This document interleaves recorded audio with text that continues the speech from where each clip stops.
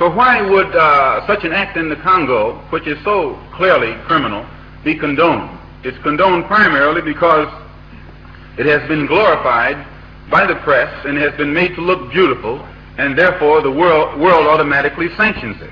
And this is the role that the press plays. If you study back in history, different wars, always the press, whenever a country that's in power wants to step in unjustly and invade someone else's property, they use the press to make it appear that the area that they're about to invade is filled with savages, or filled with people who have gone berserk, or they are raping white women, molesting nuns.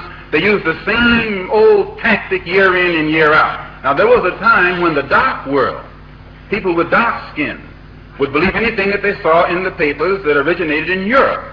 But today, no matter what is put in the paper, they stop and look at it 2 or 3 times and try and figure out what is the motive of the writer. And usually they can determine what the motive of the writer is. They use the press, the powers that be uses the press to give the devil an angelic image, and give the image of the devil to the one who's really angelic. They make oppression and exploitation and war actually look like an act of humanitarianism. This is not the kind of extremism that I support or that I go along with. One of the reasons that I think it's necessary for me to clarify my own point personally, I was in a conversation with a student here on the campus yesterday, and she, after we were I think we had coffee or something, dinner, there were several of us. I have to add that in for those minds of yours that run astray.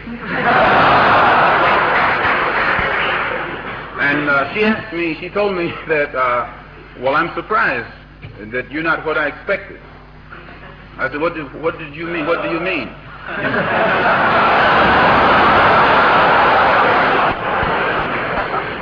She said, well, I was looking for your horns.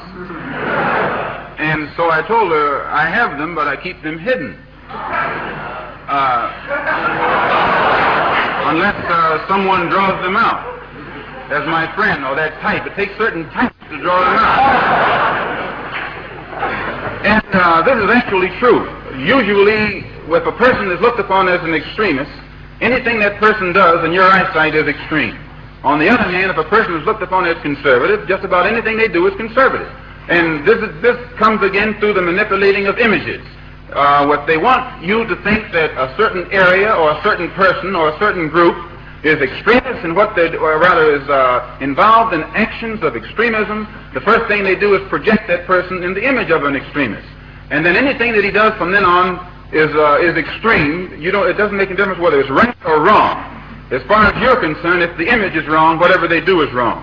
And this has been done by the Western press and also by the American press, and it has been picked up by the English press and the European press. Whenever any black man in America shows signs of an uncompromising attitude against the injustices that he experiences daily, and shows no tendency whatsoever to deal or compromise with it, then the American press begins to project that person as a radical and extremist, somebody who's irresponsible, or as a rabble rouser, or someone who doesn't rationalize in dealing with the problem. It depends on which angle. No, let the gentleman bring out his point. It depends on which angle you look at it, sir. I never try and hide what I am. I'm referring to. You're referring to my treatment of the previous speaker.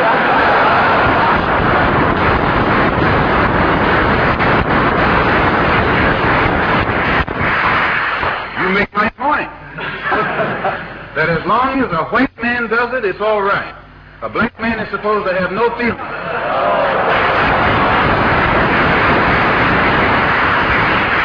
But when a black man strikes back, he's an extremist. He's supposed to sit passively and have no feelings, be nonviolent, and love his enemy. No matter what kind of attack, be it verbal or otherwise, he's supposed to take it. But if he stands up and in any way tries to defend himself, then he's an extremist.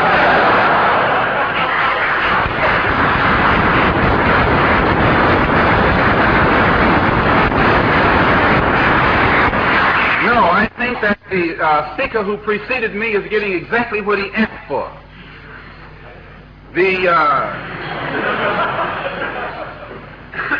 My reason for believing in extremism,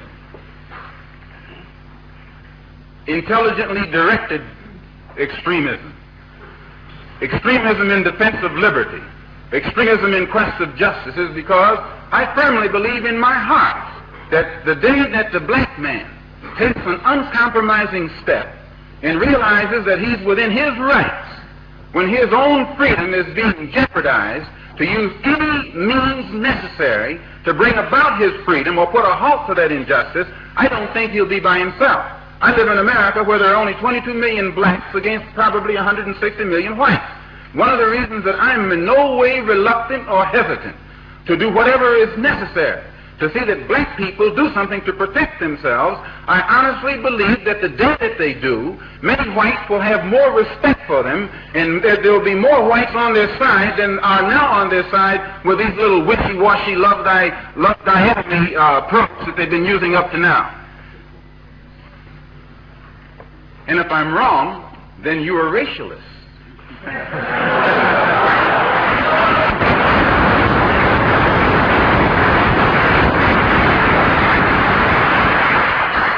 As I said earlier, in my conclusion, I'm a Muslim.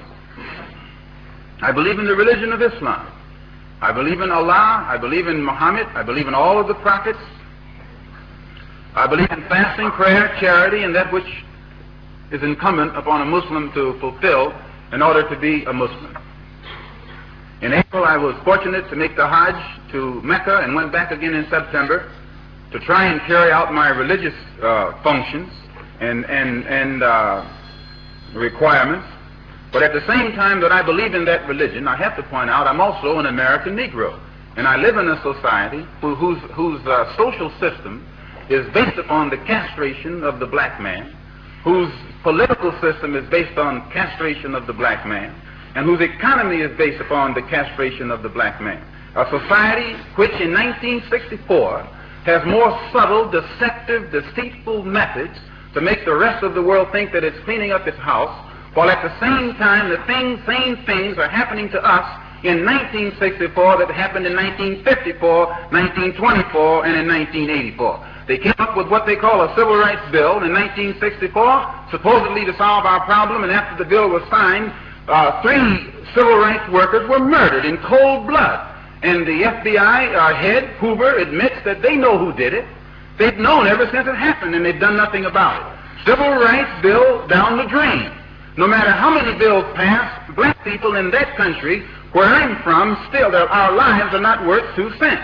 And the government has shown its inability, or either its unwillingness, to do whatever is necessary to protect life and property where the black American is concerned. So my contention is that whenever a people come to the conclusion that the government which they have supported proves itself unwilling or proves itself unable to protect our lives and protect our property because we have the wrong color skin, we are not human beings unless we ourselves band together and do whatever, however, whenever is necessary to see that our lives and our property is protected. And I doubt that any person in here would refuse to do the same thing were he in the same position, or I should say were he in the same condition.